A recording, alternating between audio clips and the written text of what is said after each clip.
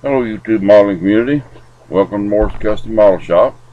James Morris here, saying God bless all here as always. Hey guys, welcome back.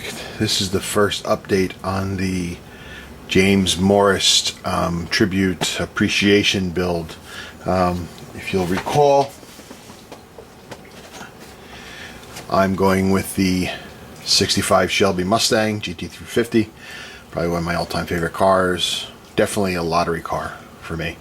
And that is, if I was to win the lottery, I'm buying this mother. Not the model, but the real thing. But anyway, where are we? We're all over the place. When we started out, if you remember correctly, I had already had the body painted. Okay, I've got about 3 coats of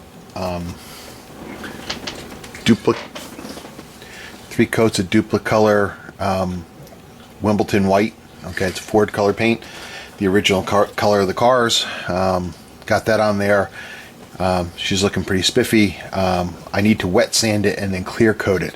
I don't have any clear coat at the time, or let me rephrase that. I have some clear coat, but I'm afraid to use it. Seems like every time I take a can of clear coat off my shelf that's been used once, it just doesn't work well afterwards. It just sputters and sprays and spits all over the car and ruins the finish. So I'm kind of waiting until Hobby Lobby reopens. That's my only choice for hobby shops that has that kind of stuff, and get a new can. I just don't want to take a chance and mess it up. So that's where we sit with the body. Of course, I forgot to paint the underside of the hood, but I can do that in no time. That's white, and that's Wimbledon white. You can see the difference. But anyway, that's where we are with that.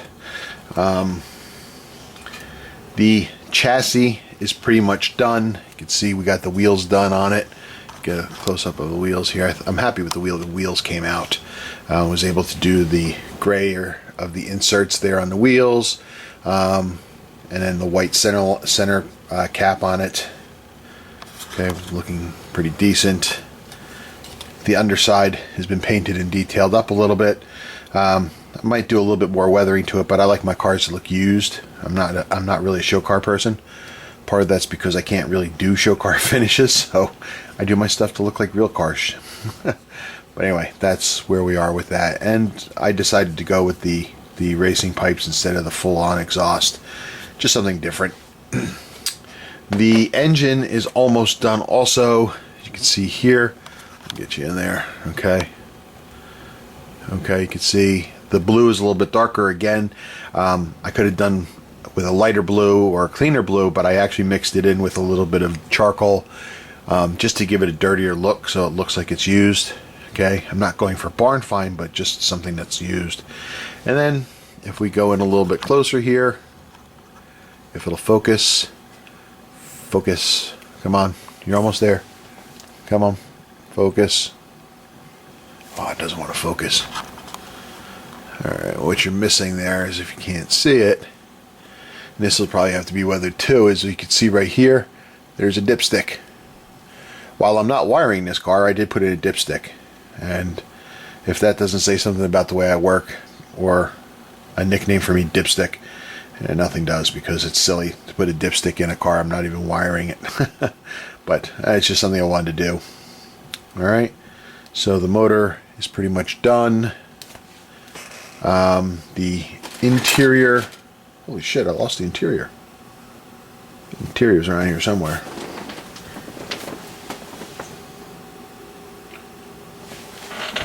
Oh yeah, I found the interior. The interior is done. You can see there some glue marks. I decided not to flock this one again, going lazy. I don't know why. I've just flocked like 3 different builds, so I guess I wasn't feeling it. And it's going to have a roof over it, so you're not going to really notice it too much. And then I started putting the seats in, and I realized I forgot to put the armrests in, so I had to stop and pull the seats out. That's why you see glue. But of course, when I put the seats back in, you'll never see that, so such is life, okay? But we got the interior shell pretty much done, and the instrument panel is done too. Well, almost done. I still have to do the tack pack for the top that goes in the center here. Okay, we have to do that, but otherwise the dash is all done too and ready to go. Alright, so really we're in a holding pattern for the clear coat, and once I get that done we can start moving forward. So that's where we are. Oh yeah, our seats, in case you haven't seen those. Alright, just plain old black Molotov pen for the chrome. Did the seams on the top, and good enough. Looks good. We did the we were on the dash last time, and we didn't have the pack on the top, which we do now, so that's in place. So this is pretty much done and has to go into the interior. So that's looking good. I didn't do anything else to the motor yet. I have to put the headers on and everything like that, put that in place, but dirty up that dipstick tube. It stands out way too much, but haven't really touched that. And the interior, if you remember, I had put the seats in, but I had to pull them out because I forgot to put the door handles in. And as you can see here, down here, oops, ooh, where are we? There we are. Sorry.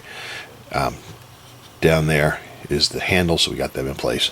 So we were able to put the seats in, and we're good to go. The next thing is something I noticed because I'm building 3 of these Mustangs at once. You'll see them over a period of time. And here's what I've noticed. It rocks. The frame is warped.